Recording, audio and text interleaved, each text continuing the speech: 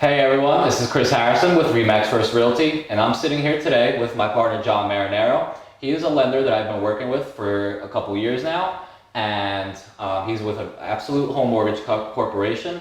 And we want to take a couple questions today that we've been receiving from our buyers in this very difficult market, and we wanted to take a look at it from the lender's perspective. So here's John. Quickly introduce yourself, 17 years in the mortgage business. Hey Chris, thanks for having me today. Again, John Marinaro, Absolute Home Mortgage. Like as Chris mentioned, 17 years in the business, and it's something I've never seen before the last year and a half. So we're going to take a couple of minutes here today to hopefully ease some of your minds and help answer some questions that we've both been seeing over the last couple of months to help you be a successful buyer in this market. All right, so the first question that we've been getting very often in this market, especially with the rising rates these last couple months, is are the rates going to continue to rise in the year of 2022, and where will they end up? Well, so it's always a tough number to always do the projecting of interest rates, but most of the experts are talking about rates to continue to rise. It's been the sharpest increase we've seen in the past 6 months that we've seen in about the last decade. So with that, the rates are expected to continue to go up, but maybe not as fast as they have over the last 2 months. Literally, we've seen mortgage rates go from the mid 3s to the high 4s to even the low 5s right now. So it is a little bit uneasy right now, but we're here to go through it, run through the numbers, and take a look and see what you would ultimately qualify for with the rates where they're at today. Good. Yeah, so that's definitely one of the questions that we've been getting the most is about the rates. Another question is, with rising rates and possibly mortgage standards changing with what's been going on, what is a great rate, a good credit score for a buyer to come with to get the prime rate in today's market, to get the absolute best rate that they could get? So traditionally, the credit score that we're looking for is anything over 740. So 740, I always say, gets you to top shelf in rates, right? So if your score is a little bit below that number, you're going to still be getting a very good number. But again, if you're looking for top prime, we're looking at 740. Now, typically, a lot of times buyers will come to us with scores in the mid 6s and things like that. And all we're trying to do is review your situation. And I always tell everybody it's no cost and no obligation. We run your credit one time. It's good for 120 days. A lot of people ask, is it okay to run my credit? They're nervous about the inquiry on the report. And it is okay, right? We need to take a look at it to know where your credit score is. So once we have that score, we can look at it and see what we can do to maybe make it a little bit better, to make it strong, to get you to that 740 number. At the end of the day, it might just be a quick little paying down your credit cards a little bit, or it could be a little bit of a deeper dive into maybe removing some of your collections that you have, past delinquencies. We do have some good experts in the field that we could recommend if it's, I usually say, above my pay grade in helping somebody build up their credit. So we can always take a look at your situation and, again, always try to make it better. The thing to realize is if you don't give the opportunity, we can't do what we want. So I always say, if you go to the doctor, let them do that full examination, right? You want to get the x-rays, go through the whole thorough process, and that's what we're here for, right? So I think doing a whole good evaluation for the clients. Perfect. So you're telling me if a client comes to you and they're not quite ready to buy it, you will actually work with them and get them ready to purchase? I've been doing this for 17 years, and I wouldn't be in this business for that many years if I didn't do that. So think about a home buyer looking at this as their biggest purchase ever, right? And I understand that. I went through it. I was a young first-time home buyer myself, and it's an intimidating process. I've seen credit scores. I've taken people from 589 to 690, literally right this second, where the girl was not qualifying and she wanted to buy this house. We have simulators that we can run, and we took her score up 100 points, which took her from basically not qualifying and to buying a house. Because keep in mind, the cost of waiting right now in this environment is almost countless at this point of how much money you could be leaving on the table if you don't look to buy something now rather than later. Correct. So awesome story, buyer that wasn't qualified prior to reaching out, and now she's qualified and purchasing a home. So great job by my buddy John here. That's what we're here for. Getting her qualified. All right, so I wanted to talk rate locks. I've been getting a lot of questions from buyers asking if they could lock their rate because the rates are rising prior to even finding a property. Can you speak on something of this sort here, John? Yeah, I'm getting that question daily also. Again, if you read the internet and you're following all the news stories, again, rates are going up, rates are going up, rates are going up. That's creating a lot of anxiety for people. So people are asking so many questions about, they want to lock in a rate before they find a home. Most lenders are not doing that at this time, all right? So everything's on the table, as we say, but at this time, you need a property secured under a contract to lock in a rate. Again, maybe that will change in the future. I think lenders are reevaluating some options for buyers, but at the moment, most lenders are not doing that at this time. Understood. So on the flip side of that, if they find the property, but the closing date is a little further ahead and they need to lock their rate, do you think that it is financially a smart decision to do so? Yeah, so right now, especially with every deal we get is a lot different than we're used to seeing right now, because sellers used to be able to find a home immediately to find their new place of living, right? So these sellers now are asking for a lot more timelines and longer contract dates.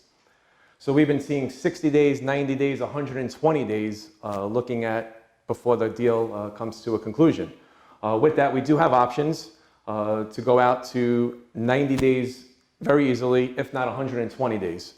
Of course, when you look at a 45-day rate lock versus a 60-day rate lock versus a 90-day, the cost for that rate could be a little bit more. But again, as we're talking about in this raising rate environment, it might be in your best interest to look at what it would cost to lock in that rate for that 90 days or 120 days. Completely understood. And that's what we've been kind of advising our buyers as well. If you have a further out closing date, if the seller wants to wait a longer time because they are looking for a property that they want to relocate to, more often than not, the rate lock does make sense for them, especially with the ambiguity of where the rate is going to rise to by the time they are ready to close on that property. I had a client of mine. He rate locked 3 times because the seller just wasn't ready to close. We were originally supposed to close on November 15th. We did not close until February 15th. So he elected to take 3 rate locks because it was still going to be cheaper than him at his original rate of 2.9 instead of the new rate he was getting quoted that was above 4.5. So over the life of the loan, he still saved a lot of money by paying those rate lock fees. So it was a great move for him to do. Obviously discuss this with your lender or your agent if you're planning to do so. If I could interject one more point here, keep in mind what we're trying to do is by locking in a rate, you've drew the line in the sand. So if the rates go higher, you have your rate secured. If rates do actually decrease during that time period, there are options to look at free float downs also. So again, I think the anxiety level right now when people are looking and when they find the property, most people are working on a budget. Most people are working on a fixed budget. So if we can say this is what your payment's going to be, and they know it's not going to be any higher, I think people are feeling a lot more at ease, and that's what we're here for. So we're here to make take the anxiety out of this process as much as we can. And in the event things do turn for the better, where they come down a little bit, we can definitely explore options of lowering that rate for you as well. Awesome. Good info there. Good info. The follow-up question I have. It's still regarding rising rates, is what do you think the rising rates are what impact are they going to have on our housing economy?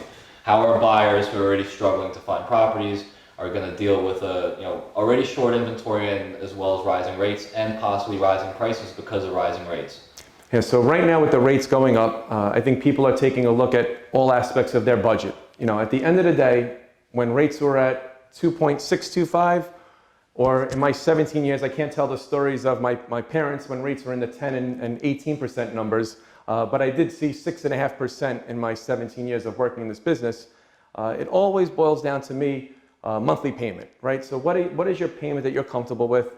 Let's do a review and analysis of that, right? So it's all about a budget. Now, within that budget, we're trying to work with these rates going up, right? So we're trying to project what they're going to be. And again, at the end of the day, if you can get a payment that's comfortable for you, it's a good idea to move forward. Some people are having a hard time finding something that they can afford with these rates, right? And I think some people are going to have to do a little bit of a evaluation of where they want to be as far as what neighborhood they want to be. They may need to look in other areas a little bit outside where they were looking. They may need to look at something a little bit cheaper, or at the end of the day, they may need to save a little bit more money, right? So let's be realistic that somebody may need to save a little bit. But to that point, just think about these numbers. And we all know how hard it is to save $10,000, right? I know, me and my wife looking at our bills, to save $10,000 is a struggle. So a lot of times people say, well, I'm going to save a little bit more money. All right, great. To save that $10,000, it could take you 6 months to save that money. Could take you 3 months. Could take you 9 months. Could take you a year. You come back and say, hey, I have $10,000 more to put down. Would you be surprised to know that that is going to make a difference of about $50 on your monthly payment? So in that time period there of saving that $10,000, which is a struggle, all it takes was that next home that you're looking at to be $10,000 more, and you have now not saved $1 as far as your monthly payment goes. So sometimes it's always to look at your situation and know this is what we're working with, right? So I'm going to be the best buyer I can be in this environment. This is what I have for a down payment. This is what I'm looking to keep my payment at. And let's let Chris find the perfect home for you to fit that budget. Good advice there. Me, on the agent side of things, we definitely, with buyers that have been struggling, we do have to take a look at the criteria of what we're looking in. Are you open to another township, another school system? Do you really need that extra full bathroom? Can you add it on at a later time? You have to think of different ways outside of the box to get your offer accepted in today's environment. I always tell my buyer clients the number one key is location. Are you happy with the location? Because the location cannot be changed. Everything else about your home, within reason obviously, can be changed. So let's get the location locked down, and then everything else is secondary. So that's the agent side opinion of what John was just speaking about as well. I want to transition to the next question.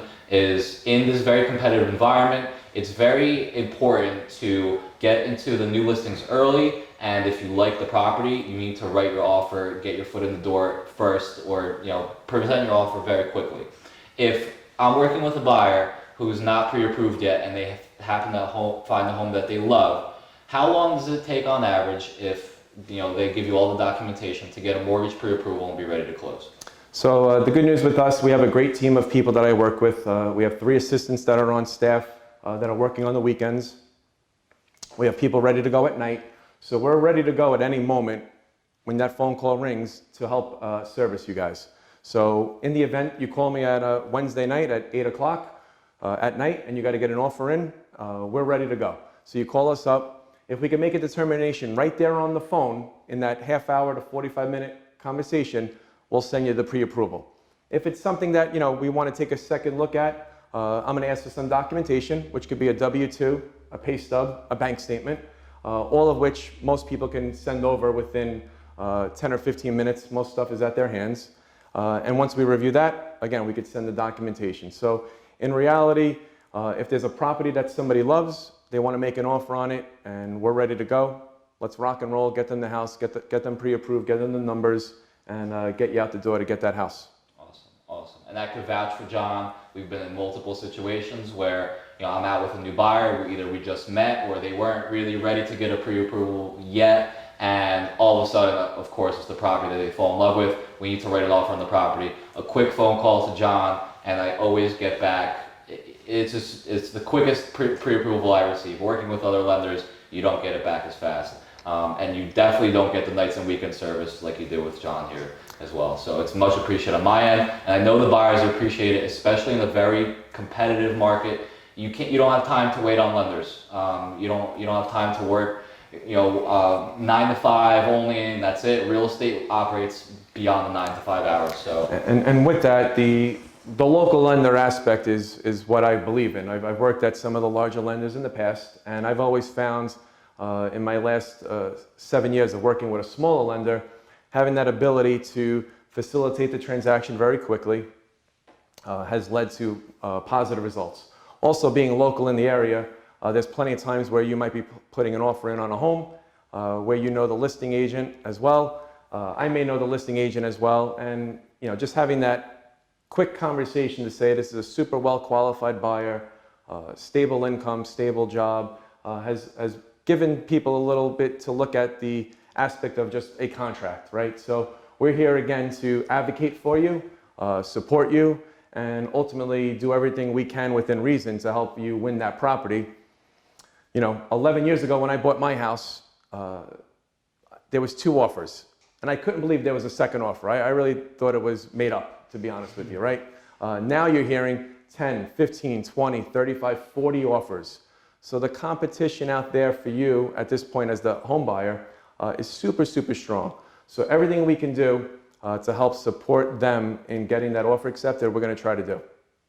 If I can name a couple things real quick. Go ahead, yeah. So one of the things that we're trying to work with is we always talk about pre-approval, which is important. Don't get me wrong. That gives us the chance to review your credit, your income, and your assets. But I think in this environment, taking it a step further and submitting your loan for an approval from an underwriter is going to elevate where Chris now can take that offer and say, hey, look, here's our offer, and here's not only a pre-approval and actually an approval from the bank, subject to finding a home. At the end of the day, you're basically a cash buyer. We've gone through the underwriting process, and that's going to give you the chance to advocate for your buyer, that they've taken that step and how serious they are. I've already had countless good stories with that being successful. Keep in mind, again, when you're looking at, as a listing agent, you're looking at 20 and 30 offers. To see someone has an approval on that is definitely helping. We'll get into it. I think we're going to talk about appraisals in a couple minutes, but just to know that we're running your property through our system to see if we can actually get a bank appraisal on the waiver. Again, a listing agent hearing that in this market that we're in right now is golden. And they appreciate that it's a fully underwritten mortgage because in a very competitive environment, buyers are running to properties. And if they're using lenders who are cutting corners, not fully vetting their buyers, you see many back on market properties because the buyer cannot perform due to not getting a mortgage financing. So savvy listing agents are pre-screening all offers they get. They call their lenders, they say, hey, what is this pre-approval based on? Is this based off of verbal conversation? Did they submit documents? Or is it a fully underwritten mortgage like John is talking about here, which is your best foot forward if you're using a mortgage contingency? So, and with that, with us, it's no cost and no obligation. So we're not charging you anything for this service. Again, we're on your side, right? So we need to make sure that we're putting our best foot forward in going over the numbers with you, making sure you're comfortable with everything, and then giving Chris all the, like I say, tools in your tool belt that you can do to perform his job as best it can be. Where the rules, unfortunately, have, the playing field has changed a little bit, and we've adapted, I think, to the environment that we're in right now. So we're here to help you at any time, so you can give us a call, because I always say my cell phone is always on, and my wife will agree with that as well. That is correct. Real estate 24/7, even though we don't want it to be 24/7 sometimes, but that is the life. So my last question for John today is, with buyers being ultra competitive on listings today, you hear of many buyers waiving appraisals. What can a buyer do to compete with such a tactic if they don't have the extra funds in the bank to fully waive an appraisal? Do you have anything that you offer? Sure. So I've seen a lot of people come to me as a second option, right? So they got pre-approved by their local bank, and then the agent then refers them over to me, and we start discussing the detail in the transaction. And when I get to that appraisal, and then we start talking about it, most say, oh yeah, I know, I have to waive the appraisal. And then I ask that question, well, what does that mean to you? And most can't actually explain it to me. They're nervous because they're thinking that if they're buying a house for, let's say, $400,000, they're putting 20% down, so your down payment's $80,000, and they're writing in their contract that they're waiving the appraisal. So just keep in mind that that appraisal, if it comes in at, let's say, $360,000, which we'll say in this example is the list price. So again, $360 list price, you're putting it in for an offer for $400,000. A lot of people are thinking if that home appraises for $360,000, they have to put down $40,000 additionally out of their pocket. So that could be true, but I'm presenting them an option where, what can I tell you if that home came in $40,000 under, and it literally will cost you $15 a month. So what we're doing is giving them an option that you stick with the same down payment, which was $80,000, right? In this example here, where the home under appraised by $40,000, your mortgage payment will go up $15 without putting down a dollar more. Now, as the buyer, you have to be comfortable knowing that you're paying $400,000 for a house that appraised for $360,000. But keep in mind, an appraisal is only measuring the bank's risk. I always believe that a buyer and seller set that market on the home, and sometimes the buyer and seller in this market is maybe moving a little bit faster than the recent sales. And again, in the event that this happens, I think an option where your payment goes up $15 and not making up $40,000 could alleviate a lot of anxiety also for a lot of people. Correct, correct. And this is an important tool to use, as John said, another tool in our tool belt, because we are competing with offers who are, writing in appraisal waivers right into their contract. So it's really good to have a tool like this that's built in. You roll the cost into your mortgage, and you don't have to come up with a big chunk of money, at your closing additionally in the case of an under appraisal on the property. So and to that point, sometimes the numbers get a little bit overwhelming for people, and I get that and I understand that and I appreciate that. So we can review it several times. We have an office over in Manalapan, an office in Red Bank. We can meet here at your office here in East Brunswick and sit down and do it face to face and kind of go over the numbers to make sure you're comfortable. So I am an old school guy also, where I appreciate a in-person conversation too. So at the end of the day, if you feel like it's not translating over on phone conversation, which typically with everybody's crazy schedules it ends up being, I'll be more than happy to set up an appointment with you to discuss all your options further as well. Perfect, yeah. And do you have anything else to add for us today, John? I think at the end of the day, they always say again, is it the right time to buy? And I think if you're in the shallow end of the pool thinking about buying, you might be going into the deeper end a little bit faster than what you thought. But take a deep breath, sit down, let's review your credit, your income, your assets. And again, at the end of the day, I don't want anybody getting a mortgage payment that's going to give them sleepless nights. I think a payment that's comfortable for them, a house that they love, and maybe we'll have a couple bucks left over in the bank at the end of the day, will make a good transition. So you can call us anytime. I always say the sooner the better, right? So if you want to buy a house 6 months from now, a year from now, I would love to talk to you today to put a plan in place. We're not here for just a transaction. We're here to build a relationship with you, your friends, your family, and to work with you in years to come. So thank you for your time. Yeah, thank you guys. Once again, this is John Marinaro with Absolute Home Mortgage Corporation. I am Chris Harrison with REMAX First Realty. Both of our contact information will be below this video, and feel free to reach out to us with any additional questions that we didn't cover today. And we'll see you guys next time. Thanks, guys. Thank you.